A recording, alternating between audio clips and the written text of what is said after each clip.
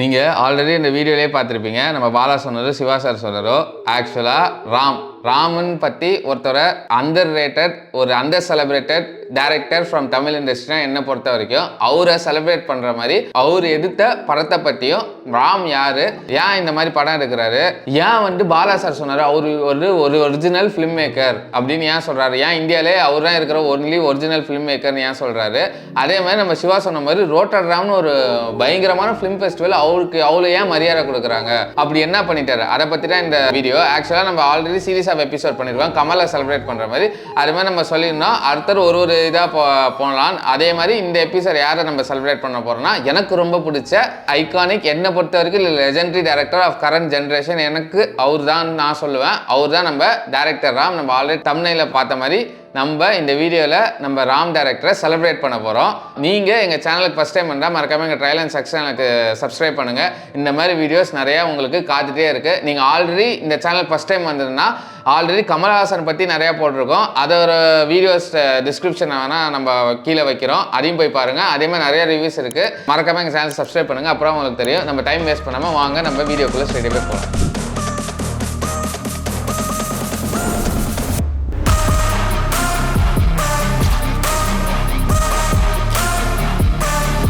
ராம் யார், அதெல்லாம் ஃபஸ்ட்டு நம்ம பார்க்க போகிறோம். ஆக்சுவலாக ரொம்ப நிறைய ஆடியோ லான்ச்சஸில் நீங்கள் பார்த்துருப்பீங்க. அவர் படத்தை பற்றி இன்னொரு படத்தை பற்றி ப்ரைஸ் பண்ணி பேசுவார். இல்லை அவர் ஃபங்க்ஷனில் அவர் லிமிட்டடாக பேசுவார்.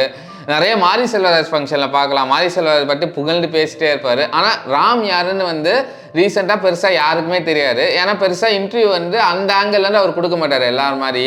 ஆனால் அவரோட ஃபிலிம் நாலேஜுமே நம்மளுக்கு பெருசாக தெரியாது. பட் எனக்கு ஆஸ் அ ஃபேனாக நான் எப்படி ஃபேனானா அவர் படம் தான். ஏன்னா அவர் படம்லாம் என்னால் பயங்கரமாக ரிலேட் பண்ண முடியும். ஏன்னா அவர் எடுக்கிற படம் எல்லாமே ஒரிஜினல் படம். ஏன் ஒரிஜினல் படம்னு நம்ம வீடியோக்குள்ளே போனோன்னே அதுக்கான ஆன்சர் நான் சொல்கிறேன்.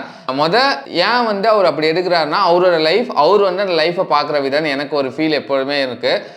அவர் இப்போ ரீசெண்டாக நிறைய நீங்கள் பார்த்தீங்கன்னா தொடர்ந்தாலே ராம் இன்டர்வியூ தான் இருக்குது. நீங்கள் பார்க்கலான்னு போய் பாருங்கள். அவரை பற்றி நம்மளுக்கு நிறைய இப்போ தெரிய வருது. ஏன் இந்த மாதிரி படம் இருக்கிறாருன்னா, நான் திருப்பி சொன்ன மாதிரி அவரு லைஃப்பை இப்படி அணுகிறாரு, அதை வச்சு இருக்கிறனால தான் அந்த படம்லாம் அப்படி இருக்குது.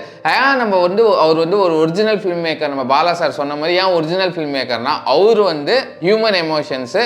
ஒரு படத்தில் அவர் யாரையும் இன்ஸ்பயர்லாம் பண்ணல. ஒருத்தங்களை யோசிக்கிறாரு, கதை எழுதுறாரு, அது அப்படியே எழுதுறாரு. அது யாரை வேணாலும் ரிலேட் பண்ணலாம். அவர் படங்களாலே அப்படி தான் இருக்கும்.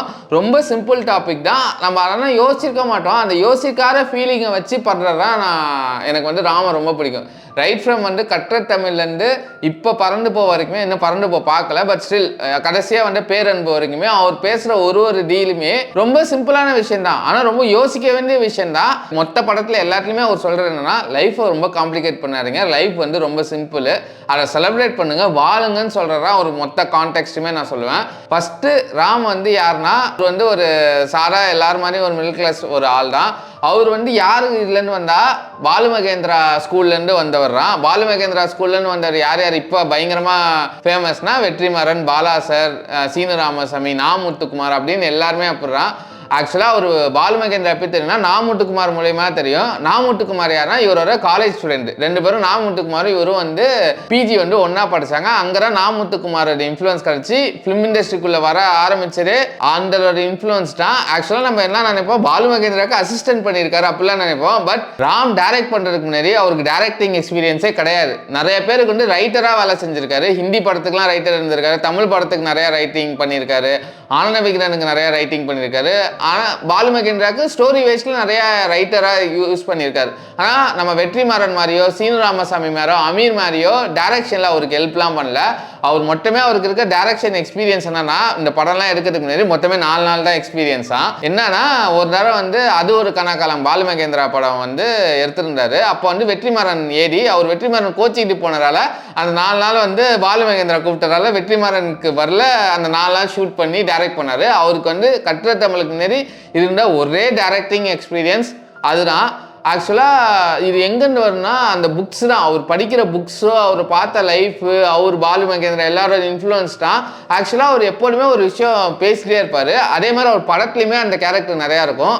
என்னன்னா டீச்சர்ஸ், அவர் நல்ல எல்லா படத்துலையும் பாருங்கன்னா டீச்சரோட ரோல் ரொம்ப முக்கியமாக இருக்கும். ஏன்னா அவர் லைஃப்பில் வந்து எல்லாருமே அந்த டீச்சர்லாம் நான் அப்படி இருக்கேன், அதனால தான் அவர் வந்து ஒரு கிரேட் டீச்சராக இருக்காரோன்னு எனக்கு ஒரு ஃபீல் இருந்துகிட்டே இருக்குது.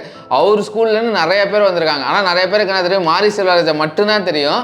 ஆனால் அதையும் தாண்டி நிறைய பேர் வந்திருக்காங்க. நிறைய இந்தி டேரக்டர்ஸை நிறைய பேர் ஹெல்ப் பண்ணியிருக்காரு. இப்போ ரீசெண்டாக சித்தா, வீரதீரசூரா, எஸ்வி அருண்குமார் படம்லாம் எடுத்து முடிச்சதுக்கப்புறம் சிந்துபாட் ஒழுங்கா போல ராம் கிட்ட போயிட்டு கொஞ்ச நாள் அசிஸ்டண்ட்டாக இருந்து அவரோட டெக்ஸ்சரே இப்போ மாறிச்சு சொல்ல போனால். அந்த மாதிரியான ஒரு ஆள் தான். அதே மாதிரி நிறைய இன்ட்ரெஸ்டிங் ஃபேக்ட்ஸ், ஃபார் எக்ஸாம்பிள் கூழாங்கலுக்கே நிறைய ஹெல்ப் பண்ணியிருக்காரு. என்னன்னா ஒரு நல்ல படம் பார்த்துட்டா நிறைய பேரை ரீச் பண்ணி அந்த படத்தை வந்து அடுத்த லெவல் கொண்டு போகிறதுல ஒரு நல்ல பெரிய ஒரு ஆள் தான். சொன்னோம் ரீசனாக ஜமானு ஒரு படம், அந்த ஜமானு ஒரு படம் எனக்கு தெரிஞ்சது அவர் ஆள் தான். ஒரு இடத்துல வந்து சொல்லியிருப்பாரு ஒரு தரமான படம் அப்படின்னு. அதனால தான் நம்ம பார்த்தா சம படம். அதே மாதிரி இப்போ கூட ஒரு நாங்கள்னு ஒரு படம் ரெக்கமெண்ட் பண்ணியிருக்காரு. அது எப்போ வரும் நான் வெயிட் பண்ணியிருக்கேன். அந்த மாதிரியான ஒரு ஸ்மால் சைஸ் டேரக்டர்ஸை பயங்கரமாக ஹெல்ப் பண்ணுற ஒரு ஆள். அப்புறம் ஓகேவா, அது ராம் பற்றி நல்லா டீட்டெயிலாகவே போயாச்சு. பட் அவர் படம் ஓகேவா, ஒரு படம் ஏன் வந்து அவர் அப்படி நம்ம செலிப்ரேட் பண்ணணும் அப்படின்னு பார்த்தீங்கன்னா, ஃபஸ்ட்டு நம்ம கற்ற தமிழே வரும். எல்லாருமே ஆனால் செலிப்ரேட் பண்ணுறாங்க கற்ற தமிழ். ஆனால் எனக்கு கற்ற தமிழ் இப்படி ஃபீல் ஆகுனா, எல்லாருக்கும் என்னன்னா ஒரு தமிழ் ஆசிரியர் ரெஸ்பெக்ட் கொடுக்கல அப்படி தான் நான் முக்கால்வாசி எல்லாருமே ஃபீல் பண்ணுவாங்க. ஆனால் எனக்கு என்னன்னா ஒரு சொசைட்டி வந்து எப்படி அன்ஈக்குவலாக இருக்குன்னு காட்டுறதா இந்த கற்ற தமிழ். மோர் தென் தமிழ் டீச்சர் ஒரு தமிழ் படித்த ஃபர்ஸ்ட்ரேஷனோட இந்த சொசைட்டியோட அன்ஈக்குவாலிட்டியை தான் ராமன் தான் அந்த படத்தில் பேசுவார். அவனும் படிக்கிறான்னா இவனும் படிக்கிறான்னா, ஆனால் இவனும் அதே அளவு தான் படிக்கிறான், அவனும் அதே அளவு தான் படிக்கிறான். ஆனால் இவன் படித்த இது வந்து ஸ்டாண்டர்ட் ஸ்கேலு, அவன் ஐடியில் பண்ணுறான், தமிழ் பண்ணுறான். அப்போ தமிழ்லேயே தமிழ்நாட்டுக்கு வேல்யூ இல்லை அப்படின்னு ஒரு சொல்கிறது. அது மூலிமா ஒரு சொசைட்டி அன்ஜஸ்ட்டை தான் இந்த படத்தில் வந்து காட்டுவார். அதனால எவ்வளோ பாதிப்பட்டு ஒருத்தவன் லவ்ல ஒரு டிஸ்கம்ஃபர்ட் பார்த்து அவனுக்கு வந்து இன்னொரு மிகப்பெரிய விஷயம் என்னன்னா, ஒரு பேரண்ட்ஸ் இல்லைன்னா அவன் லைஃப் ஒருத்தவனுக்கு இப்படி போகும். அவன் நினைக்கிறதுலாம் கரெக்ட் தான், பட் அவனை கைட் பண்ண ஒரு பேரண்ட்ஸ் இல்லை. ஏன்னா அவன் சின்ன வயசுலேயே பேரண்ட்ஸ் இல்லைன்றான். அந்த டீச்சராக பார்க்குற ஒரு அழகன் பெருமாள் ரோல் அவரை தான் பார்த்தான். பட் அவருமே ஒரு கட்டத்தில் இறந்துடுறாரு. ஆக்சுவலாக ஒரு இன்ட்ரெஸ்டிங் ஃபேக்ட் இதுக்குள்ளே என்னன்னா, இந்த அழகன் பெருமாள் ரோல் தான் வந்து அவரோட டீச்சர் பேர் தான் அவர் வச்சிருப்பாரு. இந்த அழகன் பெருமாள் ரோலில் வந்து அவரோட கேரக்டர் பேராக வச்சிருப்பாரு. பிரபாகரன் வந்து ஜீவா கேரக்டர், அதுவுமே வந்து ஒருத்தர் இன்ஸ்பயர் ஆகி தான் அவர் காலேஜில் ஒருத்தனை பார்த்து தான் அந்த கேரக்டர் நேம் வச்சிருக்காரு. அதேமாதிரி படத்தில் வந்து அஞ்சலியோட கேரக்டர் பேர் வந்து ஆனந்தி. அது வந்து அவர் வந்து சின்ன வயசில் ஒரு பொண்ணு பார்த்து அவங்க லவ்லாம் சொல்ல முடியாது, பட் அட்ராக்ட் ஆகிருக்காரு. அவங்களோட பேர் தான் அந்த ஆனந்தி.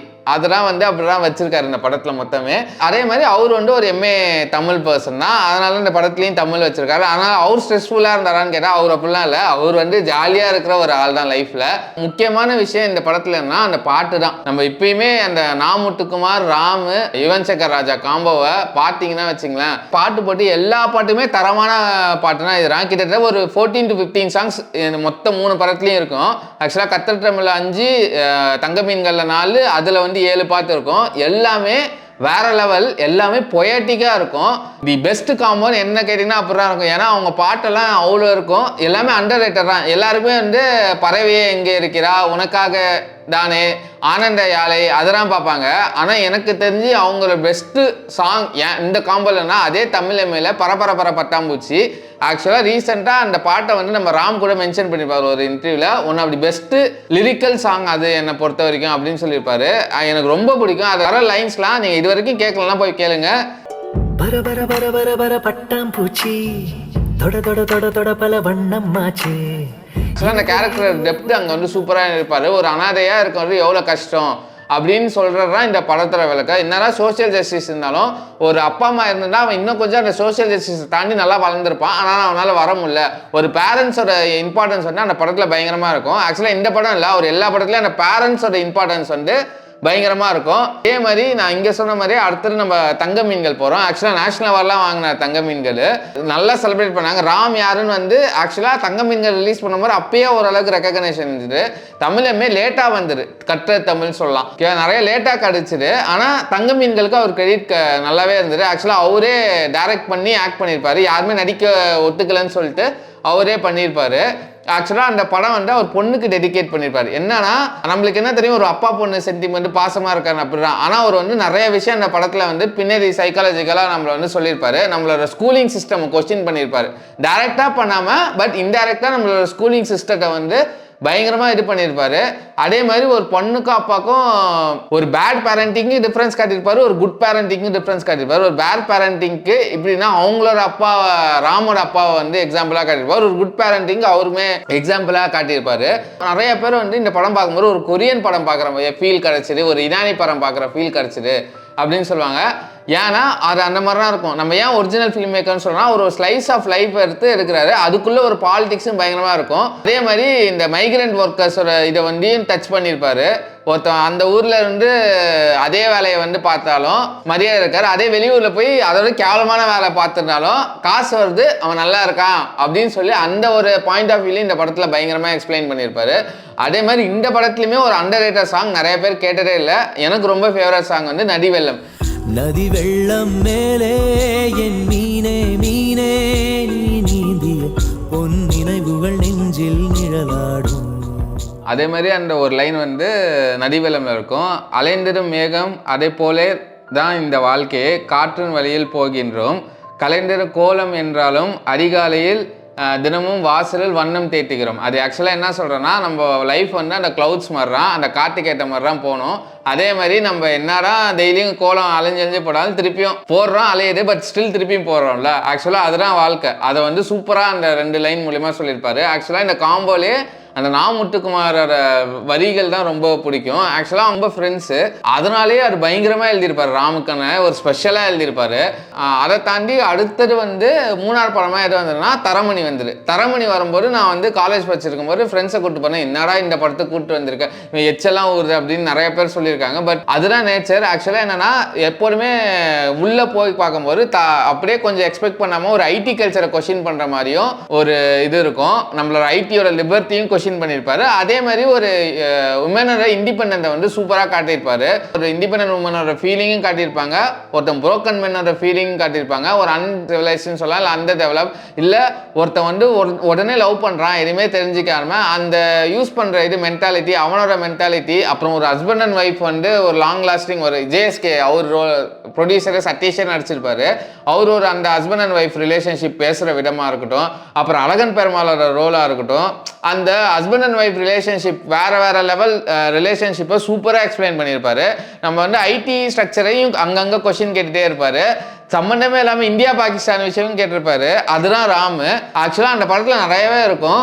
ஆக்சுவலாக ஃபெமினிசமை பற்றி நிறைய பேசுகிற ஒரு படமாக தான் நான் பார்த்தேன். அதே டிப்பிக்கல் ராம் ஸ்டைலில் இதுலையுமே ஒரு தரமான ஆல்பம். ஆக்சுவலாக இவங்க தனியாக லாஸ்ட்டாக சேர்ந்த ஆல்பம் இதுதான். ஆக்சுவலாக இந்த படம் ரிலீஸ் ஆகும்போதே நாமுத்துக்குமார் இறந்துட்டாருன்னு எனக்கு நினைக்கிறேன். I am not sure, but ஒரு ரொம்ப ஃபேவரட்டான ஆல்பம் தான். நிறைய பேர் ஆக்சுவலாக அண்டர் ரேட்டட், நிறைய பேர் தரமணி கேட்கவே மாட்டாங்க, but one of the best album சொல்லலாம்.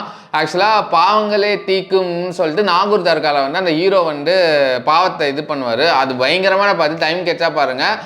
பாவங்களை சேர்த்து கொண்டு எங்கே செல்கிறோம், அவ்வளோ வேல்யூஸ் இருக்கும் அந்த பாட்டில். அதே மாதிரி உண்படல் வேண்டி அந்த பாட்டு சித்தார்த் பாடியிருப்பாரு, அதுவுமே வேற லெவல் பாட்டு தான். அதுலேயுமே லிரிக்ஸ் வந்து போய் கேளுங்க, அதுலேயும் நிறையா இருக்குது. நாங்கள் ஒரு எபிசோடாகவே பண்ணுறோம், இதிலே சொன்னால் அங்கே கண்டென்ட் இருக்காரு, அதனால இதில் நான் சொல்கிறேன். அதே மாதிரி எனக்கு தெரிஞ்சு ஒன் ஆஃப் தி கம்மியாக பார்த்த ராம் பட்டில் நிறைய பேர் வந்து தரமணியை வைக்க மாட்டாங்க, பட் அதுவுமே ஒரு தரமான படம் தான் என்னை பொறுத்த வரைக்கும். அதுக்கப்புறம் 4ஆவது படம் பேரன்பு. நம்ம கிரேட்டஸ்ட் ஆக்டர் அவர் எல்லாம் சொல்லுவார், பெரிய ஆக்டர் வச்சு ஏன் அவர் பண்ணவே மாட்டாரு, மம்முட்டி மாதிரி ஒரு ஆக்டரை வச்சுட்டு இதுக்கு மேலே என்ன பெரிய ஆக்டர் வச்சு பண்ணணும். ஆக்சுவலாக அப்புறம் எனக்கு இருக்கும். ஆக்சுவலாக சொல்ல போனால் நீங்கள் நிறைய பேர் தெரிஞ்சும் இல்லை தெரிஞ்சுக்காமலே இருக்கலாம், மம்முட்டி அந்த படத்தை நடிக்கிறதுக்கு ₹1 கூட காசு வாங்கலை. ஏன்னா அவர்கிட்ட போய் மம்முட்டி கிட்ட போய் ரீசெண்டாக கூட கேள்வி கேட்டாங்க, ஏன் அது காசு வாங்கலைன்னா, இந்த மாதிரி ஒரு ஸ்கிரிப்ட் எழுதுறவங்கிட்ட நான் போய் இப்படி காசு வாங்கி நடிக்கிறது.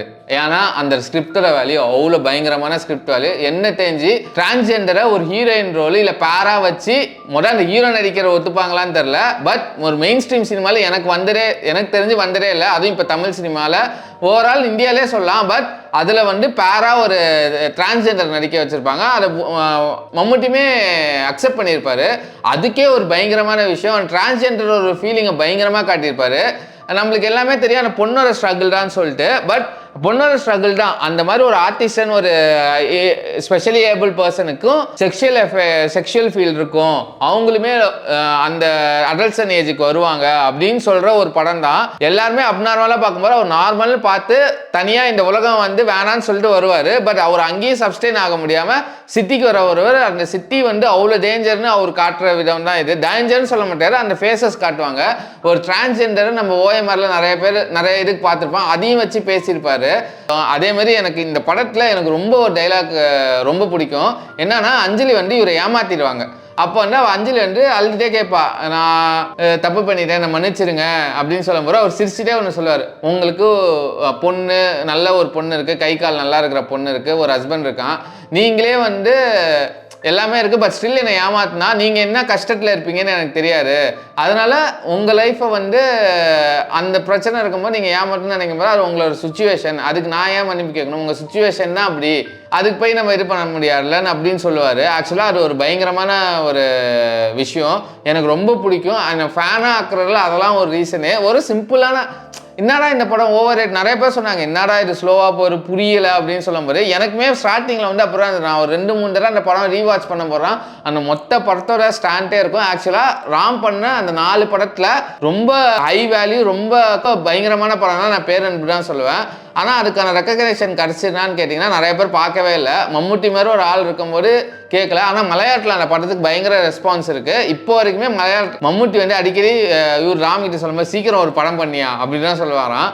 அந்த மாதிரியான ஒரு தரமான படம் தான். அவரோட 4 படம் முடிஞ்சிச்சு. ஆனால் பறந்து இப்போ 6 படம். நடுவில் வந்து 7 கரடு 7 மலைன்னு ஒரு படம் வந்து ரிலீஸ் ஆகலை. ஏன்னா அந்த படம் வந்து பட்ஜெட்டாக ரொம்ப அதிகமாக ரைட்ஸ்லாம் போகாததால வச்சுருக்காங்க, ஹோல்ட் பண்ணியிருக்காங்க. அதை தாண்டி இப்போ பறந்து போ வந்து ஒரு இதுவுமே வந்து நல்லா பார்த்தீங்கன்னா ஒரு பேரண்டோட ஃபீல் தான். அங்கே நீங்கள் நல்லா யோசிச்சிங்கன்னா ஒரு அப்பா அம்மா இல்லாதவன் இப்படி வந்து சோஷியல் இன்ஜஸ்டிஸால் போகிறான். 2வது படத்தில் வந்து ஒரு பேட் பேரண்டிங் குட் பேரண்டிங் அதை பற்றி பேசுகிறாங்க. 3வது படத்தில் வந்து ஒரு குட் பேரண்டிங், ஒரு ஆர்டிஸ்டன் குழந்தையே நான் வச்சு இப்படி வேணால் ஒரு பேரண்ட் வந்து இப்படி நடத்தணும், அவங்களும் வந்து நம்ம அப்நார்மலாக பார்க்கக்கூடாது போகக்கூடாது, அவங்களுக்கும் இருக்கிற ஃபீலிங்ஸ் எப்படி கவர் பண்ணுறோம் அதை வந்து பதிவு பண்ணார். அதுக்கப்புறம் வந்து இப்போ பறந்து போலுமே ஒரு நீங்கள் ட்ரெய்லர்லேயே பார்க்கும்போது என்ன தெரியுது, ஒரு பையனுக்கும் ஒரு அப்பாவுக்கும் இருக்கிற ஒரு இது. ஆக்சுவலாக அவரே என்ன சொல்லிட்டாரு, இது வந்து ஒரு பையன் வந்து இப்படி அப்பாவை பேரண்டிங் சொல்லிட்டு இப்படி கற்றுத்தரான் வாழ்க்கைன்னு, அதை மாதிரி இன்வர்ஸில் எடுத்த ஒரு படமாக தான் சொன்னார். இது வந்து ரொம்ப சிம்பிளான டாபிக் தான், ஆனால் யாருமே சினிமாவில் தொட்டிருக்க மாட்டாங்க, அவர் ஈஸியாக ஒரு தொட்டிருப்பார். அதனால நான் சொல்கிறேன், one of the best directors, original directors. யாருமே இவர் இந்த படத்தை பார்த்து காப்பி அடிச்சார்ப்பா, இது எனக்கு இன்ஸ்பிரேஷன்பான்னு இவரை நம்ம சொல்லவே முடியாது. அதனால தான் தி ஒரிஜினல் டேரக்டர். அதனால தான் அவருக்கு வந்து சைனாவில் அவ்வளோ மரியாதை இருக்குது. அவர் படம் ஃபிலிம் பண்ணுன்னா அவ்வளோ பேர் வந்து பார்ப்பாங்களாம். ரோட்டர்டாம் ஃபெஸ்டிவலில் அவ்வளோ மரியாதை இருக்குது. அவர் படம்னா இருக்கலே பெரிய ஸ்க்ரீன் அவருக்கு தான் கொடுப்பாங்களாம். அவ்வளோ ஸ்டாண்டிங் அவேஷன் கொடுக்குமா. அந்த ரோட்டர்டாம் இருக்கிற ஒரு பயங்கர பெரிய ஃபிலிம் ஃபெஸ்டிவல்.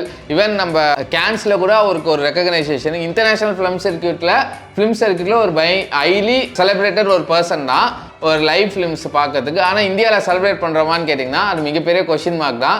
என்ன கேட்டிங்கன்னா இவரை பயங்கரமாக செலிப்ரேட் பண்ணணும். இவரோட ஒர்க்ஸ்லாம் அந்த மாதிரி தான். இவர் பார்க்கறதுனால லைட்டாக இருக்கிற மாதிரி தான் இருக்கும். But is one of the best film director of this generation நான் சொல்லலாம். கண்டிப்பாக போய் பாருங்கள். உங்களுக்கு இந்த வீடியோஸ் பிடிச்சிருந்தா மறக்காமல் எங்கள் ட்ரையல் அண்ட் சக்ஸஸ் சேனலுக்கு சப்ஸ்கிரைப் பண்ணுங்கள், லைக் பண்ணுங்கள், கமெண்ட் பண்ணுங்கள். அப்புறம் உங்களுக்கு ஃப்ரெண்ட்ஸ் அண்ட் ஃபேமிலி சர்க்கிளுக்கு ஷேர் பண்ணுங்கள். இதே மாதிரி வீடியோஸ் நிறைய நம்ம சேனலில் வந்து காத்துட்டே இருக்குது. அடுத்த வீடியோவில் பார்க்குற வரைக்கும் பாய்.